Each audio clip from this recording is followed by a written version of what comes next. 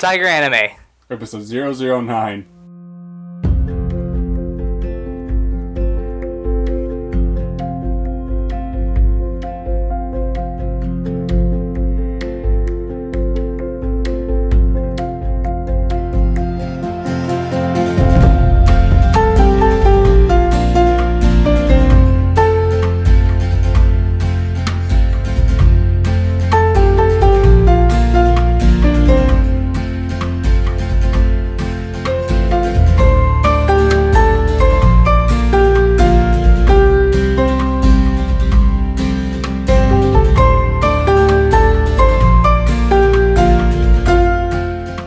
And welcome to another episode of Tiger Anime, always sinking our teeth into everything that is anime and manga. My name is Arash. I'm Jay. And first off, I would like to thank a certain somebody for pimping us out during WizardsCon this past weekend. For those of us new joining us, you probably have heard of it, but I would like to thank Ivy. You know who you are. You know who you are. Thank you for pimping us out, and to all the anybody new listening to us, welcome, and we hope you enjoy the show. Yay! So once again, I'm Arash. I'm Jay. And you're listening to Tiger Anime 2.0. Not the first one. Yeah. That one was terrible. That one was awful. It was so bad, I erased it out of existence. Yeah, and it's still on Stitcher. That's the best part. Oh, God. Yeah, I don't know why I didn't delete it. Those files can't be downloaded, though. I don't think so. No, you can't. It's there, but you can look at it. You can see their terrible meanings and the random crap I was writing. At least now we have a theme, though, when it comes to our titles. Yeah, I have a theme. Yeah, I messed up only once, though. Yeah, but yeah, do you ever read the descriptions?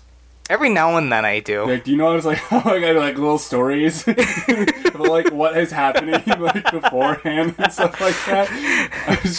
I didn't know what to do for those descriptions. I had to write something, so I just write little stories and stuff like that. Well, that works. Should read them. I think one of them is one of them's really bad. There's a lot of them that are really bad, though. Yeah, they're all really corny. I try to make them as corny as I can. But there was one where I think I said something maybe across the line a little bit. I don't remember which one. The closer we get, the better we are. That's how it works, right? The closer to the line we are, the better we are. But I guess speaking of stories, well, we tell the stories of our past week. See, that was a good transition. Yeah, that one was a good more one. Like that. Yeah, we need to get good. We need to get good. So, how was your week? Well, past 2 weeks, I got after editing the last podcast, went to work and I'm like, throat feels a little funny, in the back top of it. Yeah. Then I told my six, I don't know, you might be have allergies, and maybe. Turns out I had a cold that just beautiful. It punched me right in the face. The next morning, I couldn't do anything. I was planning on doing some stuff, and nope. I was just miserable the entire day. And so I'm I felt awful, and tried doing stuff, couldn't enjoy it, and then I'm I have some anime I bought that I didn't watch. I should watch it. You have quite a bit of those, aren't you? Yeah. I also there's new seasons of stuff that I want to watch, but I didn't watch the first season. So I rewatched the entire first season of Rage of Bahamut Genesis, which I hated. I remember not liking this, and I don't remember why. I remember why. I hate the characters. I hate the story they're telling. I just hated everything with it. A lot of it because it was predictable. It's a typical fantasy. Let's stop the apocalypse thing from going on, and it's just oh no, don't this is boring. Do that. This is boring because I can figure it out. I was very, very close to getting everything correct. I'm yeah, that's a bad dude. Turned out that was a bad dude. The only thing I didn't got wrong was I was thinking, everyone's gonna live. One person died. Oh. And the person who died was also the person I thought who was going to be the hero who saves everything. Turned out it was a different dude. But it was still in the same group of people. They still did that twist though. No, they gotcha. No. They got you there. Yeah. Oh. They're lying on the ground saying, "You got me most of the time, but I got you this once." As he like punches your leg. But no, but that was because I wanted to watch the second season, which is way better because it takes like the ending, it takes the thing of like, here's what happened, saved the world, and then like some dude rose to power and made it shit for everyone but humans. And the main character of the second season, I can't remember her name off the top of my head, but she's fantastic because whenever she gets hot and bothered, she turns into a giant red dragon. I wish that happens to me. I'm not kidding. Like, she's like laying on top of this one dude's like, just hug me. Like, why? Just do it. She just like hugs him. She just turns into a dragon. It's like, it is insanely horny. Like, and it's great because like she's like hot boys and food. That's what her two motivations are in life. It's great. It's actually really great. And there's a bunch of like social commentary and stuff like that, and that's also really good. I also finished My Hero Academia season 1, so I watched season 2. Reason why I wanted to watch season 2 because there was a scene. Saw it briefly on like, I think Crunchyroll posted it or just someone random on Facebook. Yeah. The main character taking a bunch of mines, piling them up together, taking the shield and smacking it, just flying across this minefield. And then you get to the other end, he just takes it again, just slams on the ground and flings himself even farther. Oh my god. It's so cool. It was so cool. Like, I want to see that in context. That's like pretty much like the new shonen anime now, isn't it? It is like the biggest. That show is insanely popular. I watched a couple episodes of it, and I can see why. It's a really good show. Yeah, I think the first, I think it was episode 2 and 3 made it into the top 10 in rankings. Like, it beat out, like, Yokai Watch and Pokemon, I think. Oh, wow. Like, only for 2 weeks, though. Yeah, that's still a big thing to go there. So it's in a very, if I remember correctly, it's in a very good time slot. So it's actually able to hit a younger audience. More family audience. Yeah. And make money off of it that way. Because the Blu-ray sales weren't that good. But now I'm like, it's on a really good time slot. I think it's on TV Tokyo. I'm not entirely sure. I have to double check that. But it's, but no, it's a perfect time slot for, like, making money. Oh. So the manga is super popular, too. It's great. Yeah. And plus, this is, I think, one of the first rise to the new generation of shonen. Because before, it's always been Naruto, Bleach, and One Piece, and yeah, mainly here in the States has been like that. And also, like, but no, like I off topic, but I watched. There's this video by Super Eye Patch Wolf that I recommend, where he talks about how he talks about like, well, what's the current state of Shonen Jump? Yeah, turns out One Piece is on the decline. Yeah, it has been for a while. Like, it was like selling like something like 20 million volumes sold in a single year in 2010 to like 12 million. Oh wow, that's in like last year or 2015. An 8 million drop. Yeah, that's crazy. Yeah, it's an insane drop off for like its sales. TV shows ratings are fine, but the long running series that's in Shonen have been dropping off. Shonen, I think, launched like 6 new series this year. It's like a good amount. It's interesting time for Shonen Jump. I miss Shonen Jump. Like the actual physical magazines that you get in the mail. You still get them in Japan. They're like in Japan, that fucking thick, so. Yeah. But not here anymore. No, I miss those. I don't. You can get them for digitally for $25 a year. It's not the same as just having this big, stupid thing, though. You get Yu-Gi-Oh cards, though. Yeah, you got Yu-Gi-Oh cards. You did! You got Yu-Gi-Oh cards. Yeah, with a subscription to Shonen Jump, digitally, you still get the Yu-Gi-Oh cards. I don't like it, because I like opening it up, and then it just falls out. You're like, oh, there it is. You just get an envelope of it. In That's dumb. I know. Shonen Jump, get your shit together. But no, yeah, after that, I started playing Dark Souls. Like, actively, like, playing it, like, a lot. Like, I think I started last week. I am now, if for those of you who know it, I just finished on Orlando. I'm now fighting Guinevere, the bitch baby, in the long hallway. Hate him so much. He's such a bitch.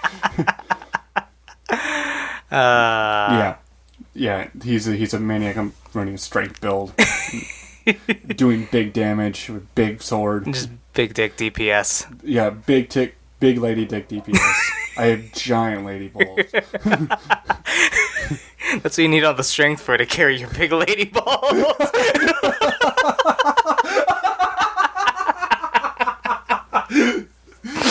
Yeah, I have way too high of strength and not enough health or stamina. I'm like, my strength is like 35, and my stamina is like, my endurance is like 28 or 29. My health, my vitality is like 20. Oh my god! It's like I got the I forget the guy's name, but he kills a firekeeper, and then you have to kill him. I killed him, I got a ring that like boosts my stamina, my boosts my stamina, my health, I think my damage as well. But I can't never take the ring off. Yeah. Like it breaks if you take it off. Oh, nice. Yeah. So it's permanently on. So I can only switch one ring out, which is fine. Yeah. Just I need the health, I need that stamina, I need that extra boost in damage. But yeah, so that's been really fun. I probably will go off and just fight something else for a while and then head back to Ananando to Yay! Yay! Besides that, I showed last night. I showed I did a lot. Yeah. Yeah. I showed a friend of mine, Attack on Titan. We watched the first 6 episodes. How'd that go? He really enjoyed it. Yeah. Episode 5 was a surprise for him. Like he's like, does he die? I'm like, He's like, oh. He happy. He's like, no, I had hopes for him. Aaron's arm flies off to the screen. Like, oh, I was laughing so hard. And then he made the comment, he didn't kill anything. And then I started laughing really hard because you see like the latest episode of Attack on Titan. I haven't yet. 2 weeks ago. It's minor spoiler. Aaron gets a kill. He finally kills one. And I saw someone on Twitter go like 31 episodes later. He finally gets one. That's why I started laughing really hard. It's like it takes him so long. But no, watch Attack on Titan. Like the newest episode was sick. I'm gonna be watching that once I get home today. Yeah, do it. I will. Yeah. It's really good. Besides that, I finally went swimming to work out. Oh. Because I've been meaning to do that since I got back and haven't. But then I watched the show I reviewed. I'm going to review today, and that was a treat. And then I watched the sequel movie, which was bonkers amazing. Holy crap. I can't talk about it. Can't talk about it. Okay. For reasons. Oh. Yeah. But anyways, how was your week? My week is, as usual, never very eventful, because I like to be a shut-in and spend most of my time on the computer. So, my bad. Yeah. I'm leaving that in. No, please don't. Yep. So as usual, I got my card game thing that I do on Tuesday. I got my butt handed to me super hard in the 3rd round. Ooh. Yeah, that was not fun. So I got kicked out of the tournament like not even like 20 minutes in. And granted, I was on the loser bracket the whole time too. Oh, so I lost my first round, lost my second round, and the 3rd round was going to be whether I stayed in or not, and I lost that within like 20 minutes of the tournament starting. Oh. Yeah. That's a bummer. I'm bad. Yeah. I'm bad at games. Yeah, I am too. I'm so bad at Dark Souls, I just grinded my way to victory. Yeah, that, and I've been playing a lot more Final Fantasy 14 because of the new expansion coming out next month. Oh yeah, it is next month. Yep. The pre-orders, people get in 4 days early. So yep, I got that. Yeah, I'm super excited for that. Unfortunately, 2 weeks in a row, my Pathfinder thing was canceled due to last-minute stuff, so I haven't played any RPGs for the past 2 weeks, which it sucks because we're in like a murder mystery thing, and I'm getting super excited about it right now, especially because I went through some random guy's stuff because I thought he was a killer. Because so the premise is like we go to a murder scene and there's this guy set up, like his organs are like all strewn about, his lower jaw is missing, and he's just pinned against the wall with a weird symbol on him. And do you remember that priest I killed earlier in the my buddy tried to make the priestess love her, so I killed her. Oh, yeah. So apparently she had an amulet, and it was the same symbol. And I was like, oh, this is great. And we went up to this scholar, and I asked, do you know anything about the symbol? And he was like, well, not many scholars know about the symbol. And I was like, wait a minute, not many scholars know about the symbol. But you do. Are you the killer? My character has little intelligence. He's a -1 for intelligence. He's not very smart. So in order to try and prove that he's a killer, I start going through all his stuff, just ripping out, because he lives outside. So I just start opening his backpack and start going through everything. And as my punishment, the GM said that he pickpocketed 50 gold from my pocket. That's stupid. Well, he's like, well, I gotta punish. He did roll for the gold, though. Okay. He rolled a 100-sided, percentile dice and a thing, and he got 50. So I was like, oh, that's fair. That's fair. That's great. It was worth it. I got a toothbrush. I like that like, your character is like in the mindset like I got a toothbrush. 50 gold worth it. 50 gold worth it, yep. He's so stupid. Yep, so stupid, low charisma, thinks he's great with the ladies. I was like, hey girl, how you doing? And she was impressed. And my response, instead of being sad, was like, do finger guns at her. Yeah. And like, yeah, once we get started with mine, I think my character has like high intelligence for some reason. Yeah. Well, you remember your background. You were royalty, and then you lost it all. I wasn't royalty. Well, that's how it's going to be. Oh, that's how I'm going to be. Okay. Yeah. That's why you're super racist. Your character, because you're a high elf, remember? And that's you went to poverty. So yeah, I know I'm an urchin, and that I was in an assassin guild. Yeah, but that's the way to explain your high intelligence. So yeah, okay. You were in high, and then you lost it all. Yeah, which is why I'm like, but I can't like exhume my racism. That's why you're racist, because you were elite, and then you lost it all, and that's why you hate the high elves, because they shunned you after you lost everything. Bitches. Exactly. Yeah, I'm almost actually done reading up the outline for the dungeon too. So good. Like in the next week and a half, maybe we can finally figure out when everyone's schedule is free and do that. Yeah, that would be actually really nice.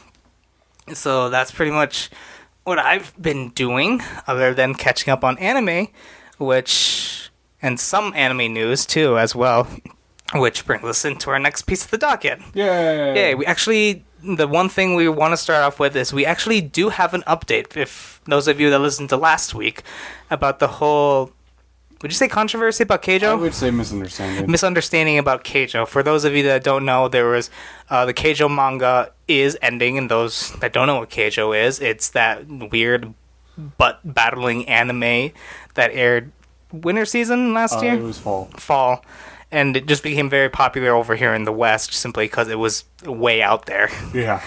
More than what we're used to when it comes to anime. And when we say out there for anime fans, that does say a lot. So the manga is ending, which caused a lot of misunderstanding of people thinking that the manga is ending due to the bad, really, really bad anime sales. And we actually did get, what was it? The author set the record straight, basically. We got an update from the best possible source, the author's blog. Which says that he's been wanting to end the manga for quite a while. No. Well, what was it? So I saw this news via Twitter.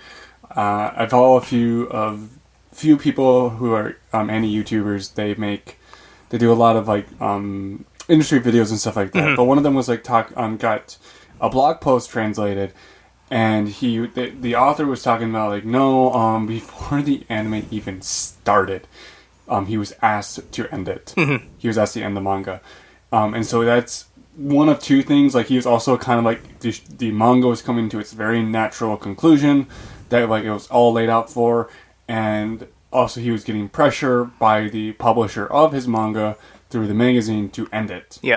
That's very typical. And he was actually kind of wondering about the sales as well, if I remember correctly. Yeah. The sales, said about 700 Blu-rays and DVDs sold. 715 sold by this blog post. Yeah. So 715 sold. That was that source is Oricron. They do sales trackings through a bunch of different retailers. I think they include Amazon on that one as well. They And so like they get like so you can get like an estimate like so get like a basic a view of how it's doing. They don't hit every retailer, but you get like a good estimate. And that's what it is. It's an estimate. He went to the source. Like, hey, what did we actually sell? It turns out they're off by a decimal point to the right. So they actually sold over 7,000, which is a success. Yeah. That's literally bringing it from an abject bomb to an actual success. Yeah, like that's how like that one decimal place movement was. Wow. For that show. Yeah, like it did. The Keijo was received apparently really well in Japan. Wow. Yeah. I'm surprised considering all the reports coming in, and this is just a mistake basically. While we thought it was lower than we thought. It's just like you can't take Oricon numbers, sales numbers as gospel. They're estimates. Yeah. We don't actually. They could be higher. They could be lower. In this case, they were about 10 times lower. That's a little bit of an understatement. Yeah. Yeah. It's a little bit of an underestimate. I don't know exactly where those numbers came from, but like the show did well for what it was. It did average. Yeah. No, actually, it did well. Yeah, like, it did well. Like an average show, I would say, is about 2,000. 2,000, maybe 4,000 is your average. If when you're getting into the like 5,000 to 10,000 range, you're actually hitting like the full audience for that particular piece of media. And then once you hit over 10,000, you're like you hit just out of the otaku market. Yeah. And then you do Yuri on Ice, which that's 45,000 in first week on Blu-ray sales, on Blu-ray and DVD sales. You actually are hitting way outside of that audience. Otaku audience, you're actually hitting the mainstream audience at that point, which is a very, very successful show at that point. Yeah. Like they're making let's just say this: Yuri on Ice was making profit off of its second Blu-ray sale. Yes. And that's a good show. But yes, we wanted to give a update on the whole Keijo thing, because that one was a really big one and a really big story that we were lucky enough to follow. Yeah. So, anything else you got for us when it comes to news? I don't have anything. Nothing really caught my eye. Yeah, there wasn't really much going on. I think that was the biggest thing. Yeah. I just remember one of the other things I watched is Gundam Thunderbolt Season 2, Episode 6 came out. Yes, and this is perfect for our segment of what have we been watching lately. Yeah. Yay. But yeah, so Gundam Thunderbolt Season 2 is airing very weirdly. I think you can find Episode 1 on Daisuke. I haven't checked yet though. But you can find the second episode right now, because I watched it this morning on YouTube for free with subtitles and everything. Officially done subtitles and stuff like that. That show is really good. Like, it's almost doubling down on its music. Like there's an entire like 3 minutes of like two of the characters. One of the newer characters like I introduced, who's a total fucking badass. She is amazing. It's her and E.O. Fleming, the guy of the who did the Full Armored Gundam in season 1. They're just jamming out and doing jazz. It's really well done too. Really, I gotta give props to whoever animated that, because that must have been a living nightmare for like 3 months for them. But no, like they fully introduced the new Gundam. I can't remember. I think it's called like the Atlas Gundam. It's a goddamn railgun. Like he's just like shooting like from across this thing and like just hitting people. It's like, what the fuck is going on? It's so great. It's so good. No, but the new character, I forget her name.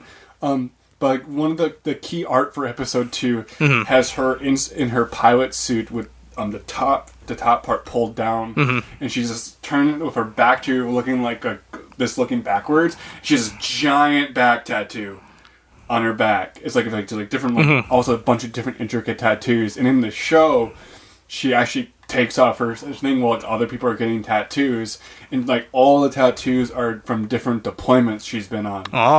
And the reason why she does that is because she can't remember. Yeah. Like she specifically says, like, I don't have a great memory, so the only way I can remember it is to literally tattoo it on my body.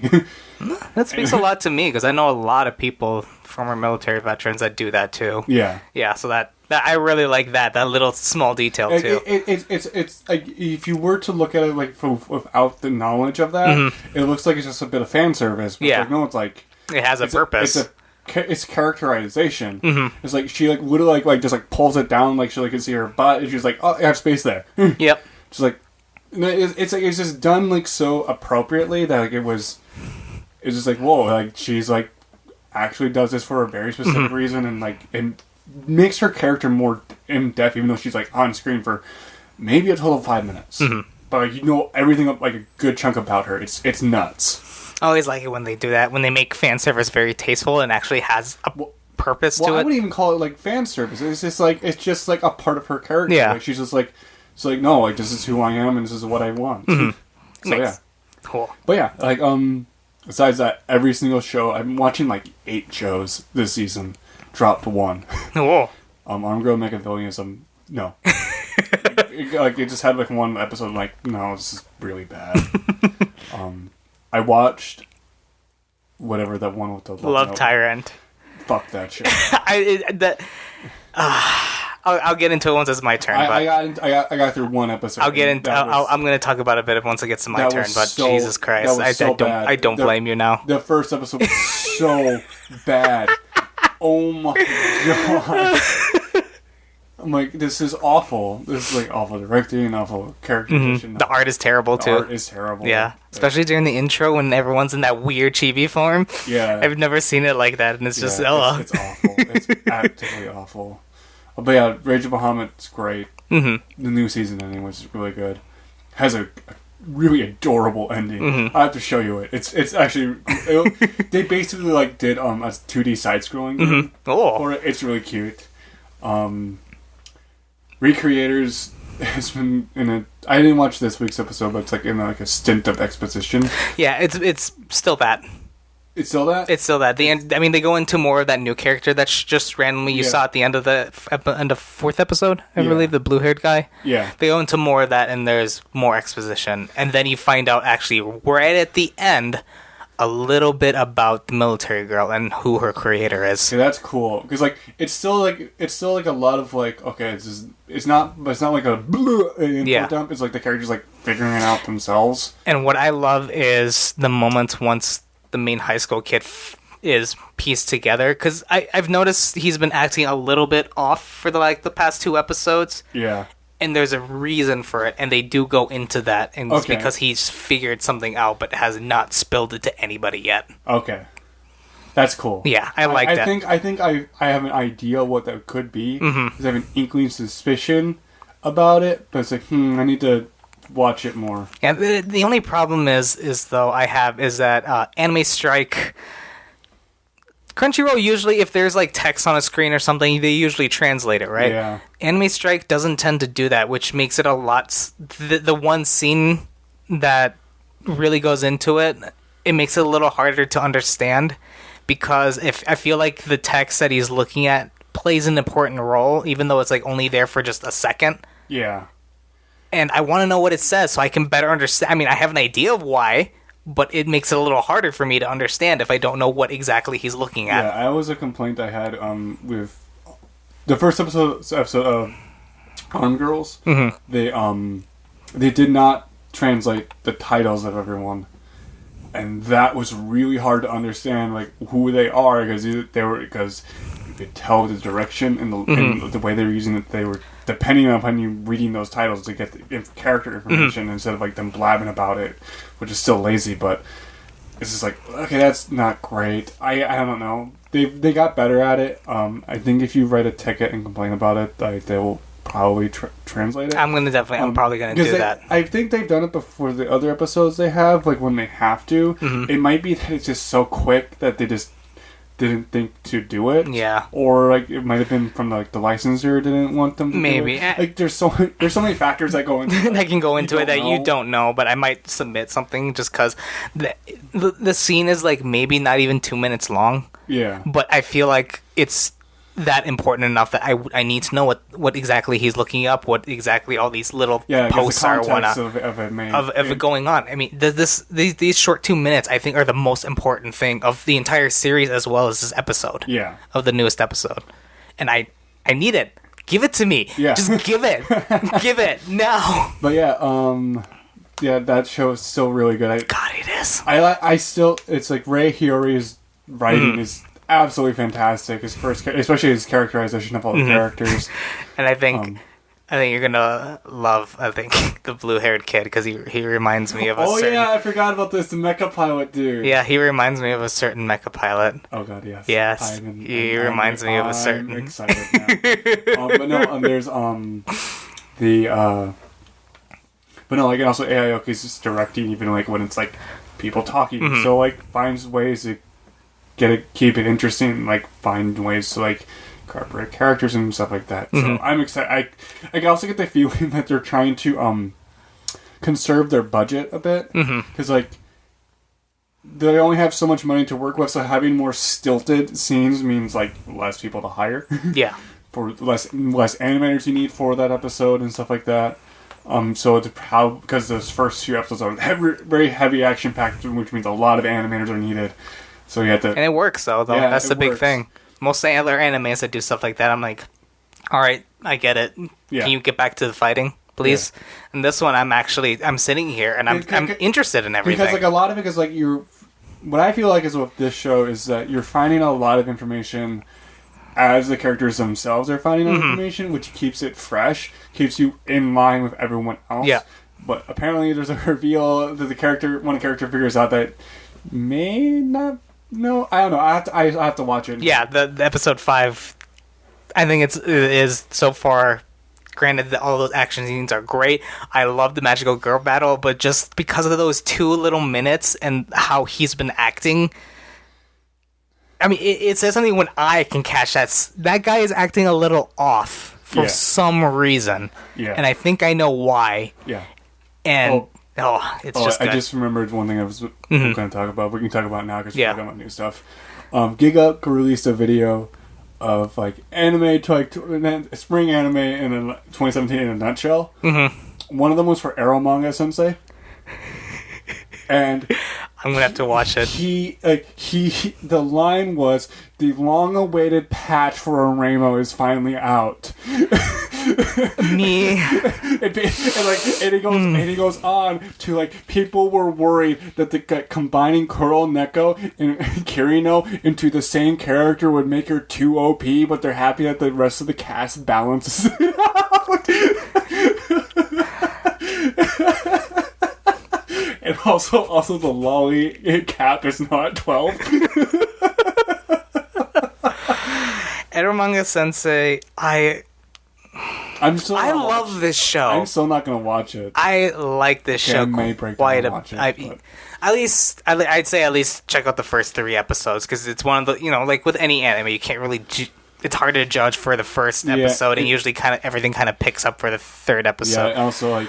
One of the things I really like is that most animes that involve, the brother and sister relationship, the sister is always super tsundere, super abusive, and all that kind of stuff. Yes, we do kind of have that all there, but they actually kind of have a mutual respect for each other. That's great. I love watching their interactions so much. It's sweet at times, it's comical at times, because obviously, they're still going to put like all those like weird brother-sister sexual tensions, because this is definitely, I wouldn't call it heavy ancestral anime, but it has that hint, kind of like every other like stuff like Oremo and pretty much anything else that you can tell. All right, this is definitely gonna go into the incest path. Like from the day episode 1, you're like, it's gonna go down that path. It's just a matter of when. It's just a matter of when. We don't know when, but it's gonna happen. But I don't know. The characters are all great. I'm loving the characters and the way they portray the comedy. I'm really enjoying so far, and I like it better than Oremo. Okay. That's because I enjoyed the first 12 episodes of Oremo. I did not watch the ones that were exclusively released on the DVDs. Yeah.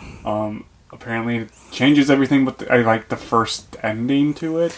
Yeah, there's like the good end. I think they call it the good ending and the true ending. I think the good ending is when you get episode 12 and episode 15 is the true ending. I don't remember. It's been a long time since I've watched it. It's been a long time since I watched Oremo. I need to buy the 2nd season DVD, but... Yeah. I actually saw that at a convention. kind of expensive, but whatever. And the only other than recreators, I'm still watching Love Tyrant. Okay. Love Tyrant. It's so bad.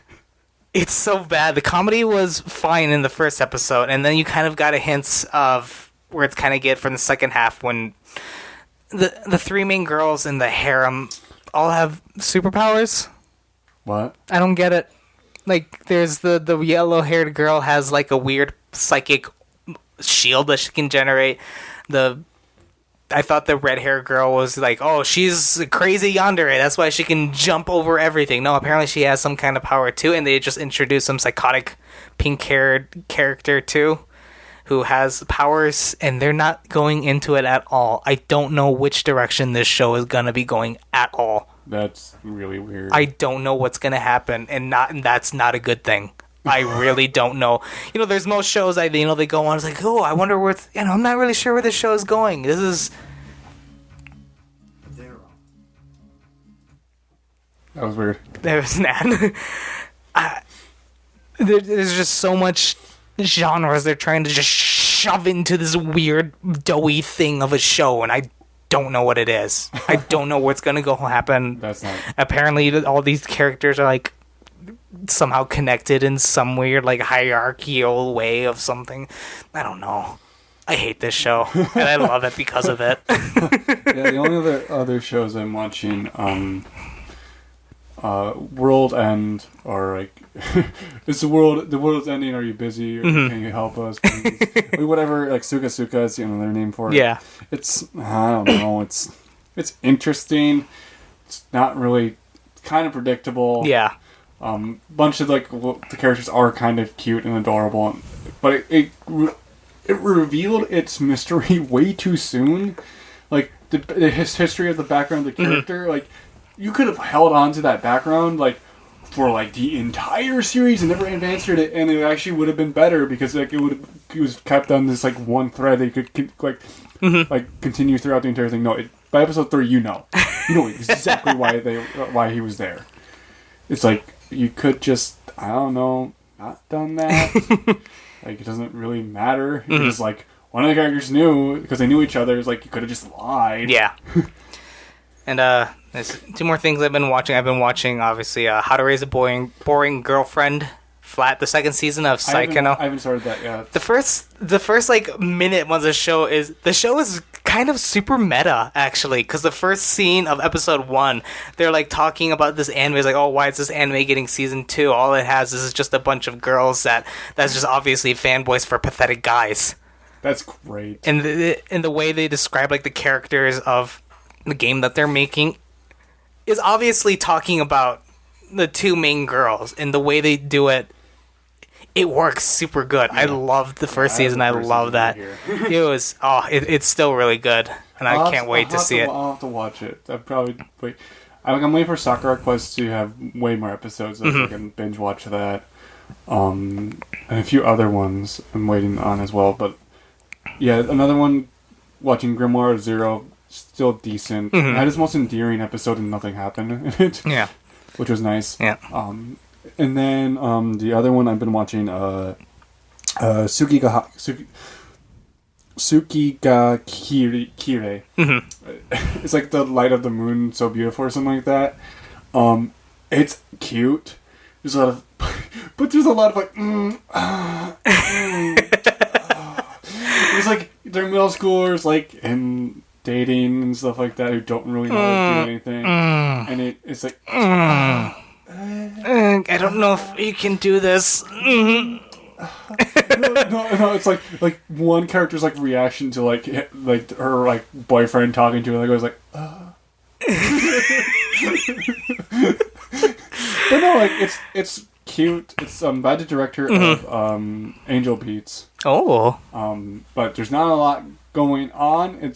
But they introduced a love triangle. Oh boy, those are always great. Always great. I love love triangles. Oh my God, you're already dating. The last two things I've watched a spin-off of How to Is It Okay to Pick Up Girls in a Dungeon. I hate it. It's terrible. It's so bad. I hate the elf girl so much. She's the worst. I just want her just to die by a monster already. So bad. I hate her so much. I haven't watched them. Don't. Okay. It is nothing like the first, like, I didn't really the show. care for the first one either. See, I like the first show. I might like the spin-off then. No. And the last thing I started watching is not from Japan. It's a show that's called The King's Avatar. It is a Chinese anime, actually. Okay. It is about a 25-year-old professional gamer who is forced off the professional team he's playing with. They basically say, if you don't retire, you have to pay a large sum that obviously you cannot afford. So we're going to force you to retire right now. So he basically gets scammed into retiring early. Wow. And the show's actually, I got to give it to the Chinese, because I watched another Chinese anime and it was bad. I remember you sending me the link of it. Like, that was one of the worst things I've ever seen. The Chinese are good at making everything looking very pretty. This show is gorgeous. I think the background CG stuff are meh. The fights that they've been doing in this are beautiful, but the way they have the story flow and have certain things pop up, it's like, this the director, whoever did this, needs improvement a lot, but it's a good show and I'm enjoying it. You can find it actually on YouTube from the official that's cool. with English subtitles too. That's cool. Yeah. And that's pretty much all I've been watching. Yeah, the other thing I've been watching was Attack on Titan. Well, everyone's watching Attack on Titan, and that show is so incredibly cruel to its characters. It's so good. It's so good. It's like I was talking to my friend when we were watching the first season, and he's like, Attack on Titan is really, really cool. Mm-hmm.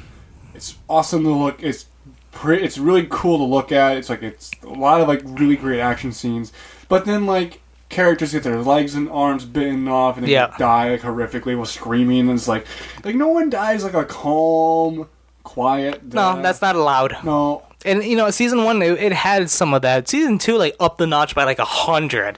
I feel super uncomfortable and super bad when I watch people die in season 2. Yeah, like the episode before the reveal of like the secret reveal of one of the characters. Like I'm like, I like these characters.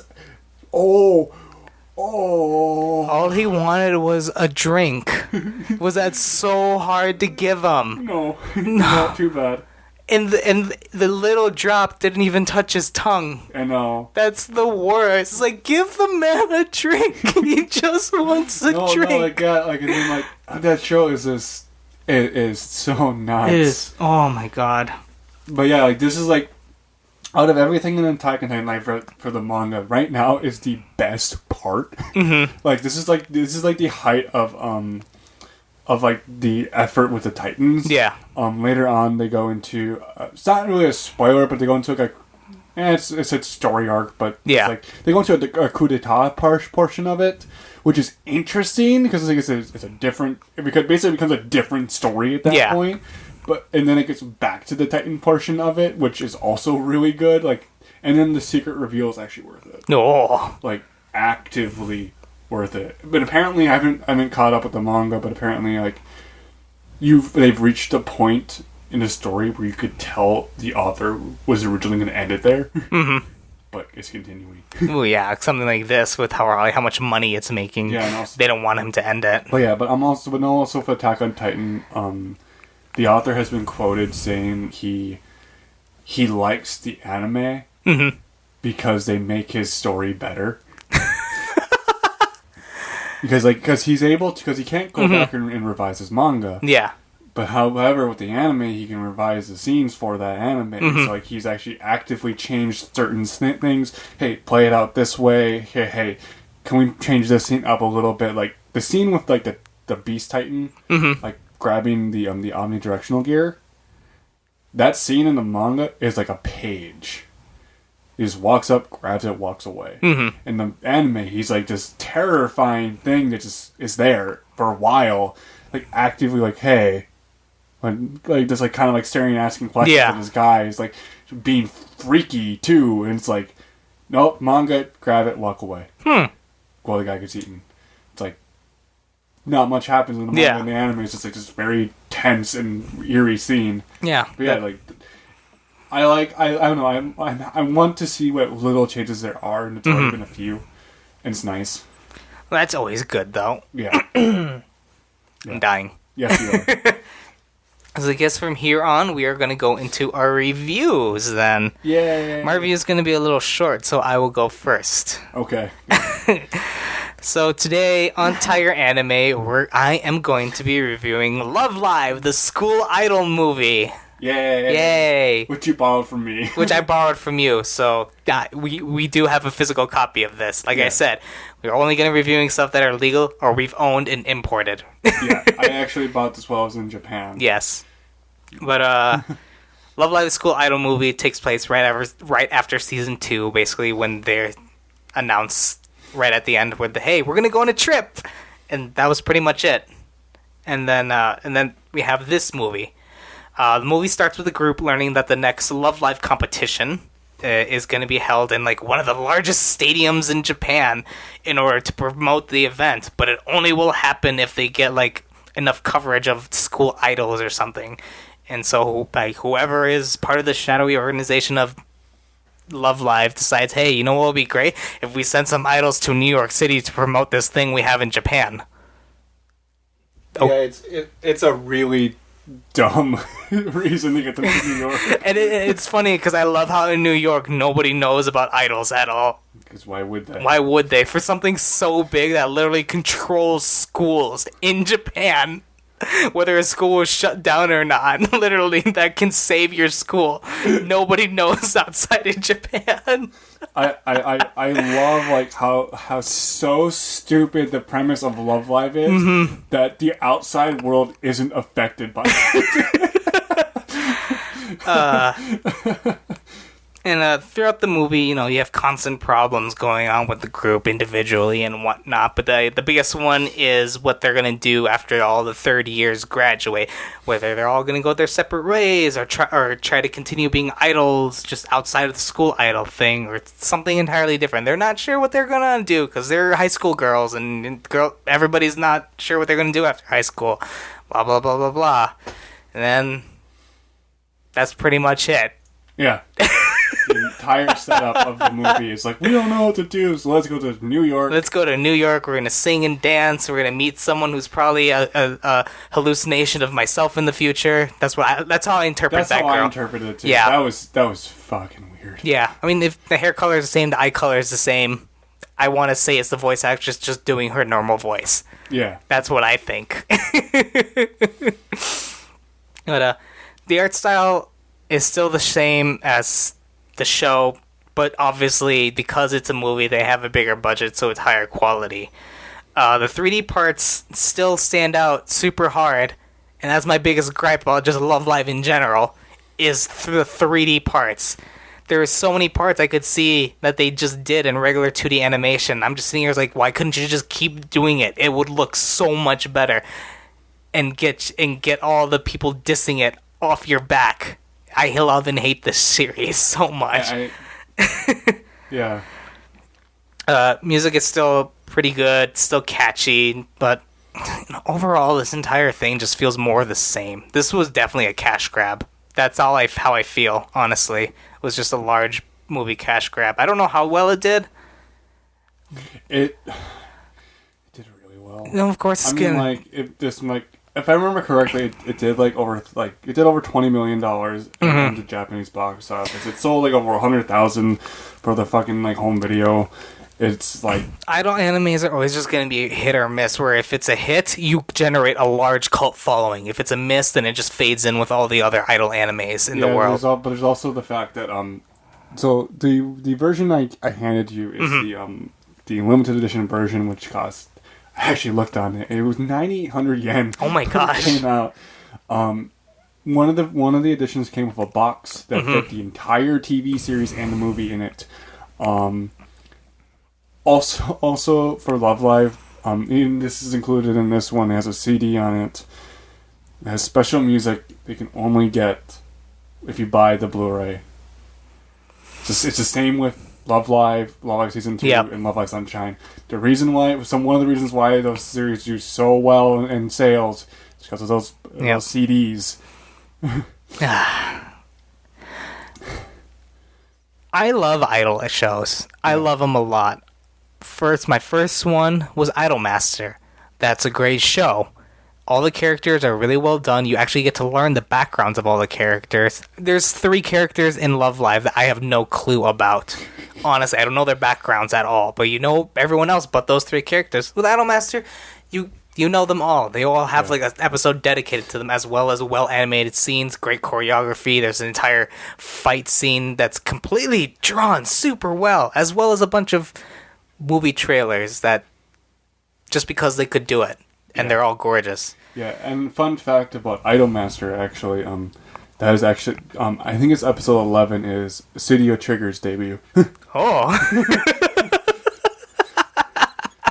Yeah, have fun thinking about that. The studio Kill la Kill was not their first production. Oh, God. It was Idolmaster episode 11, I think, is the one that was doing. Of season 1? Yes. I'm gonna have to just... It's the one that Yoya Shinari actually animated in one of the dance scenes. But no, one of the things with Love Live is that one of the reasons for its popularity, it's not just popular with otaku, it's popular with girls, it's popular with mothers, it's popular with grandmothers. Yeah. Everyone loves Love Live. One of the reasons is because it,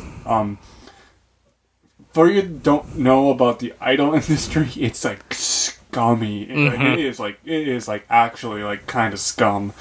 But it's because there's no male producer. Yeah. In Love Live. Or like guys in general. Or guys in general, because guys don't exist unless they're tiny boys. who say you have poop hair. Remember that scene from season 1? No, I don't want to. Nico and her poop hair. But no, one of the so the girls, they they do everything themselves. Yeah. For themselves, by themselves. And that's one of the reasons why it works so well. Yeah.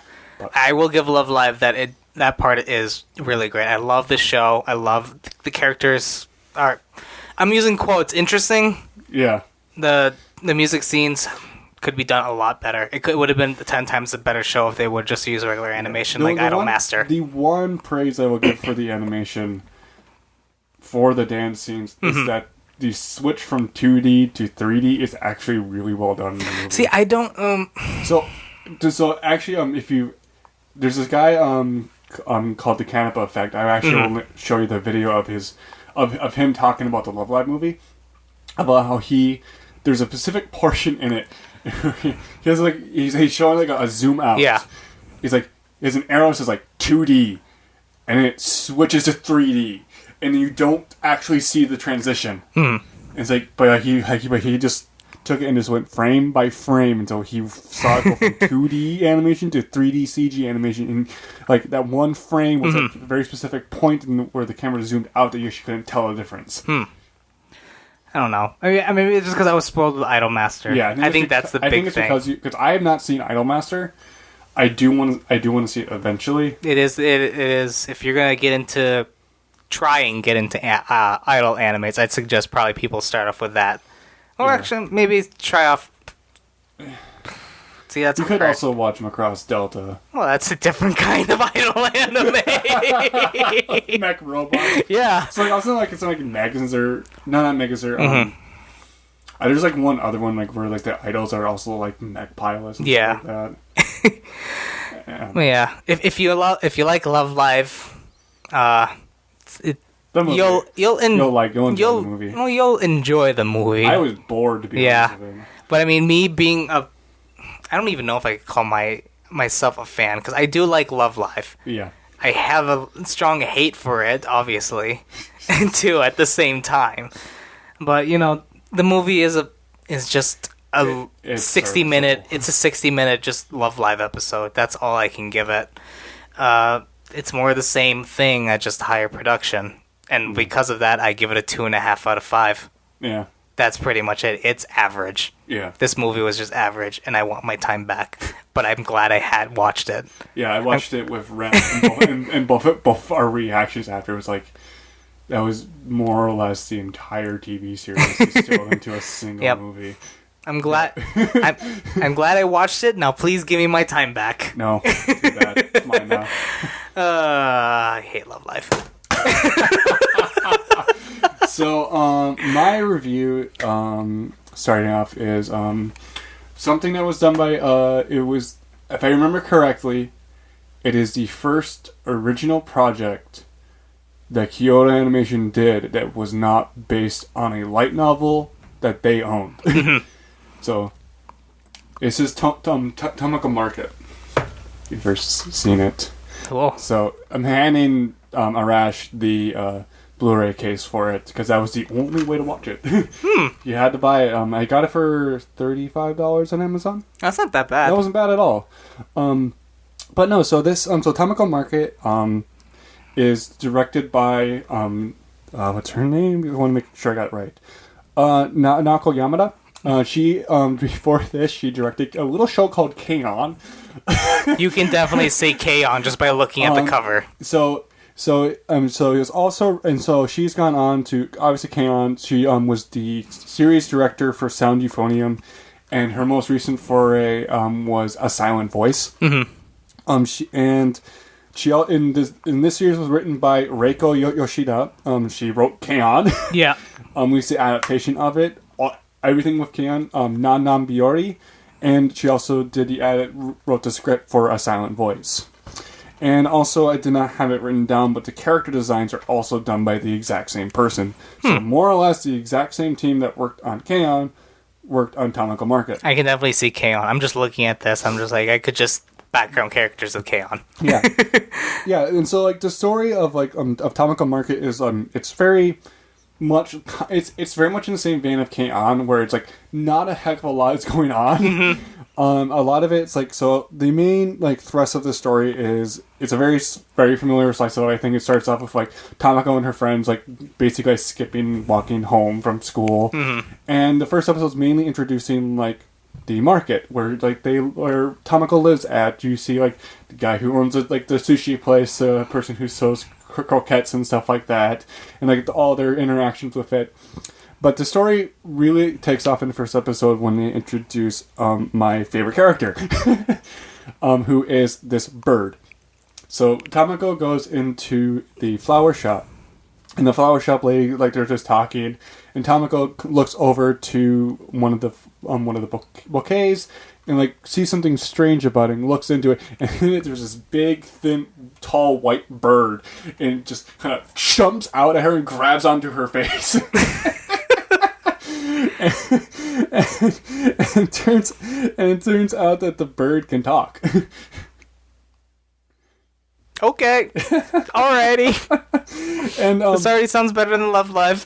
yeah, it's way better than Live. And before that, she sneezed him off his face, and he gets this bashful look on his, like, the bird gets this bashful look, and it stands up like super straight, kind of like struts towards her. And talks to her like, "Hey, I'm really happy that you showed your affection to me by sneezing." What? And so, darn it, I'm trying to find the bird's name. Darn it, I didn't write it down. Did I not write it down? What the fuck is wrong with me? It's like something with a D. That doesn't even say it on the back either. Yeah, it doesn't say on the back. Dang it. But anyways, so like the bird I would describe as basically Johnny Bravo if Johnny Bravo was a bird.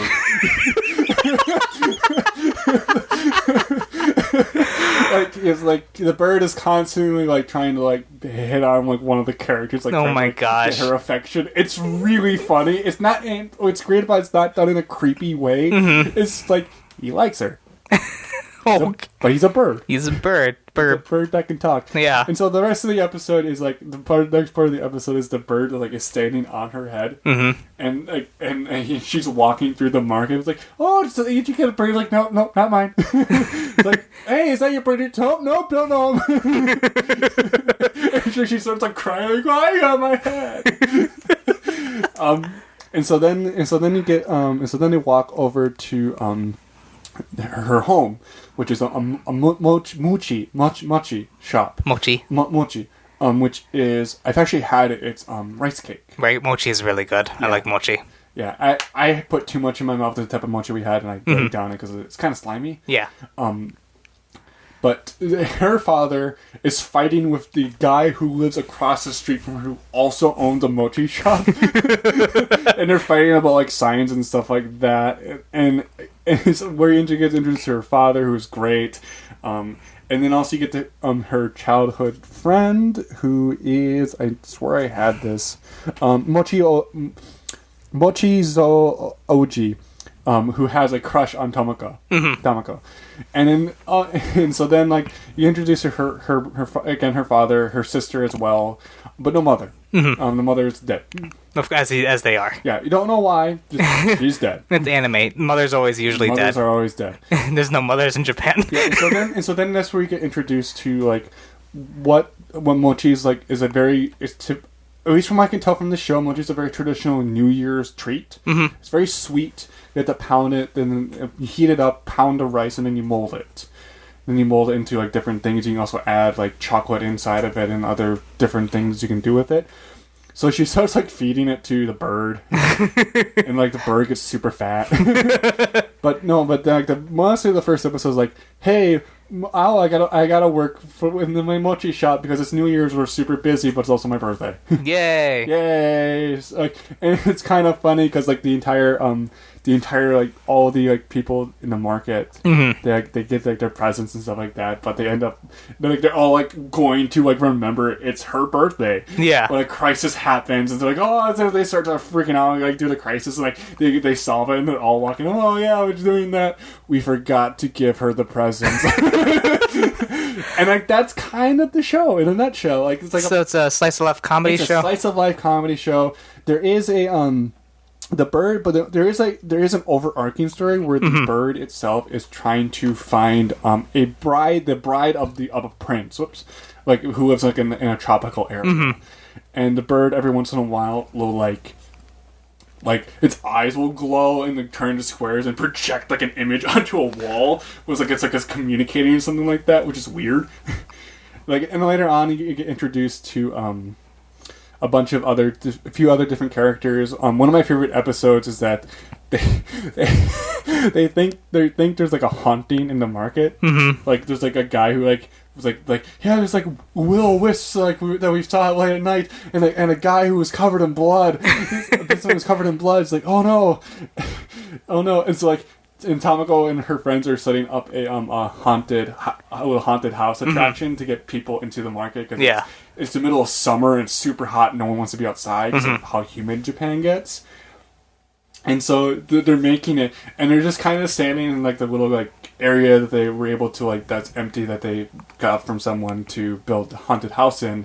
Just kind of like talking about different things amongst themselves, and one of the guys comes up and like starts like pouring down salt, hands them like different like garlic, like other different things, and it's funny because like the rest of the market is like they'll hand it and they'll like go around the corner and like all of them are there like, did you give it to him? Yes, I gave it to him. Okay, my turn. Yeah, as you can tell, like I love like the entire group of the market. They're very adorable. One of the ones that stood out to me was the flower shop lady, Karu Hanase. The reason she stands out to me is that she is voiced by Daisuke Ono, the voice actor of Erwin, the Scout Commander in Attack on Titan, Shizo, and strong blonde dude in Durarara, who always wears a bartender's outfit. He plays her. I'm listening to like her speak, and I'm like, that sounds very masculine. Turns out the guy is doing a female voice, and it's actually super funny. He does a great job at it too. And so yeah, there's like a lot of like there's different shenanigans. The background character, like the group of friends are kind of great. One of them is like super obsessed with like fixing things and building things. They're all in there a bunch of them are in the baton club. Like we're just basically like doing routines of like throwing batons up and stuff like that to music. There's also one of the girls also has a crush on Tamako and like kind of has like this confrontation with the childhood friend. Like there's some funny bits with that as well. I remember hearing about this show when it first came out. It's really good. It's there's a few problems with it. Like one of them is that it doesn't go in depth. It plays almost everything super safe. Like there's no barely any risk is ever taken with the series. So what you kind of see is what you get. One thing I will say is that Naoko Yamada's direction in it is super fantastic. The art style is great. The animation is great. It's Kyoto Animation. They always put 110% into everything they do, no matter what it is. And like the writing is also super fantastic. Jokes land on point. Everyone has a very distinct personality with it. I just wish the characters were given more depth to it. The only one, even like Tamako herself, is like about as deep as like a small lake. Like a pond. So like kind of like goes up to your ankles and you're like, oh, this feels nice. Yeah, I like basically. It. I wish it was like a little deeper. More than a puddle. More than a puddle, but not as much as a lake. But not as much as you wish. Yeah. It's one of those things where, you're standing in there, it's like, oh, this feels nice, but I kind of wish it like went up to my hips. Yes. Which is why I wish I could talk about the movie. Oh, they made a movie? Yeah, so the best thing I can say about Tamako Market, I'm echoing someone else who's called Under the Scope. I recommend his video on Naoko Yamada. Is that it exists? Yeah, so that the movie can exist. Because I found a way to watch the movie, and it is the best animated film I've seen in a while. There are a bunch of different little tricks in it that are very, very subtle that you just, unless you're paying attention, you would not notice how impactful they are in terms of production. Like treating the camera as if it's an actual physical camera and being very conscious of like how it's placed. Hey, what type of lens would we have on this, and how far away does it need to be to have this particular shot? There's even like one scene, like one of the throughout the show, one of the scenes is that Tamako and the childhood friend, they talk via like the string on a cup. Oh, cute! It's really cute and adorable. And it actually plays a very huge point at the climax of the film, and. Like, there's a point in where, like, someone like, took a camera, stuck it in the middle of the street, and just turns it. There's no cut, just a turn. There's also, like, lots of, like, different focus shifting. And if you actually look at a lot of Kyoto Animation's work after the K-On! Film, there's actually a lot of that in it. Like, it's in Sound Euphonium quite a bit, too. I wish I could talk about it. But it's not available legally anywhere, which is a bummer. Because it makes watching Tamako Market worth it, where Tamako Market is super, super cute. I give it a 4 out of 5. Ooh. Just wish it did more like the film did. Yeah. I have to show you some bits from the film. Yeah. I might have to borrow this because it sounds really interesting. It's so cute. It's super fun. Like the jokes almost always land. The goddamn bird is it's fantastic. There's this one guy who's like his only purpose in the show is to literally just lay down like random bits of advice and play a record. like he does like different metaphors and stuff like that. But no, I wish I could talk about again. I know I'm saying this repeatedly. Yeah, Rockin' Record Player. Also, the ending is probably more reminiscent of Naoko Yamada's style than anything in that show. But also the movie as well, which I recommend the if you don't want to know what I'm talking about without actually seeing it, watch Naoko Yamada at the Entrance to the Universe. I recommend by Under the Scope on YouTube. Fantastic video. It's like 20 minutes long, just talking about the director's rise into the studio. I know I'm focusing on the director because that's why I watched it, was because of her. And it's why now I want to watch K-On! Because I want to see how she really got started. And she also directed, like, episode, like, 17 of... She directed episode 17 of Clannad After Story, if you know exactly what that episode, and, like, the last episode as well. But yeah, I recommend it. I highly, highly recommend the series. If you are a huge fan of Slice of Life, you'll love this show. Oh, I do love my Slice of Life. That's about it for my review. Perfect. Like, I don't want to spoil too much, but like, because like a lot of it's like you have to kind of experience. Like a lot of Slice of Life is like very atmospheric in terms of like, how you enjoy. You don't necessarily enjoy for anything. Yeah, Slice of Life I think is one of my favorite genres because just what you can do with it. To be honest, it's slowly becoming one of mine. Fantasy is like still my absolute favorite. I love fantasy, but this like just kind of was like I was sick. I watched this when I was sick, so it ended up being just absolutely perfect for it. I think one of these times you and me should do like a special on just Slice of Life. Just watch a bunch of Slice of Life anime and just talk about it. Just talk about it in general. Yeah. Yeah. All right. Well, we'll have to write that down as a thing because I want to do that now because Slice of Life is an interesting genre. It's like a lot of different things you can talk about it with it in terms of like how like what makes it good, what makes it bad, and especially the start of it, basically, or at least the start of of its popularity, which is Lucky Star. I personally think it's actually early 2000s. Yeah. Well, Lucky Star definitely is the one that I think really jumped it up. Boomed it. Maybe especially here in the West. Yeah, here in the West especially, but that's a discussion for another time. Yeah. So we got Love Live the movie, 2.5 out of 5. We bought it in Japan. He bought it in Japan. That's where you can get it. No, you can actually also get it. Oh, that's right. You can also get the standard edition via Right Stuff. It has English dub and subtitles. You can get it on that site. Right Stuff, give us money to promote you. Give us great stuff. Sponsored. We are not sponsored, but please sponsor us. We're so broke. I would like money to buy better equipment. And more anime. Yeah, and body pillows. Oh, wait, what? No body pillows. Tamako Market. Tamako Market. 4 out of 5. You can find this also on Right Stuff. You can find this on Right Stuff, anime. You can also find it on Amazon. It was released by Sentai Filmworks. It was on Hulu before Hulu pulled off all their anime. Oh, they pulled off all their anime? Not all of it. Like you know, like when they had like that purge that they had a while ago. That was one of the casualties to it. Do they still have High School Boys? I don't know. Oh, that was a good show. That was a funny show. Yeah. They still have K-On!, so I'm going to probably have to watch that. Oh, it's on Hulu? Yeah, it's on Hulu. I'm going to have to rewatch it.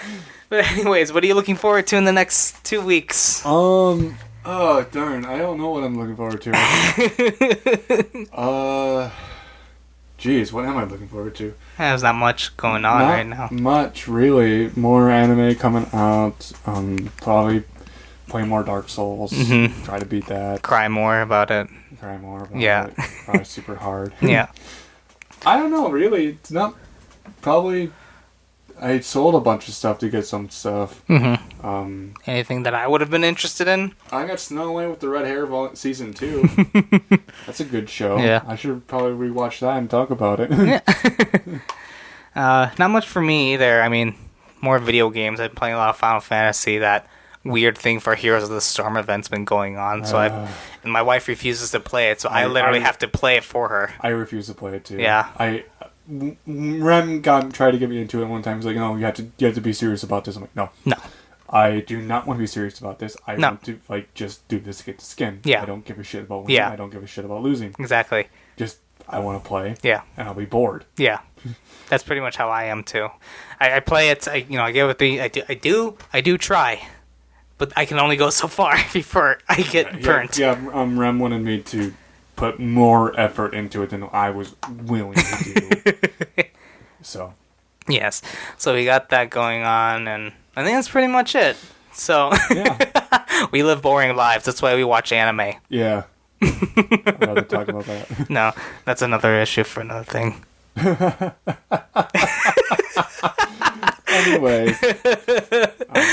Anyways, you can find us on Facebook at Tiger Anime 2.0. You can follow us on Twitter at Tiger Anime 2_O. Also at Tiger Anime 2.0 does work. You can find us on the iTunes as well as the Google Play as well as Stitcher. Yay! Yay! I think that's a good amount, though, for us to be on. I'm surprised. Yeah, and our email address is tigeranime2.0 at gmail.com. What was that again? tigeranime2.0 at gmail.com. One more time. tigeranime2.0 at gmail.com. Now with a capital T. Specifically capital T, because I don't know if a lowercase t actually gets it to us. Oh. Whoops. Specifically capital T. I noticed that. I'm like, oh, whenever I type this in, I do a capital T. Ooh. I think it might work either way. Send it to both if you have. Please send us stuff. Yep. We're so lonely. I'm lonely. We're lonely. Please send me stuff. We want to pretend like we have friends. I have internet friends, I swear, they're real. My wife just tolerates me. I don't blame her. But no, hope you enjoyed the show, and we'll see you next time. Yay, bye.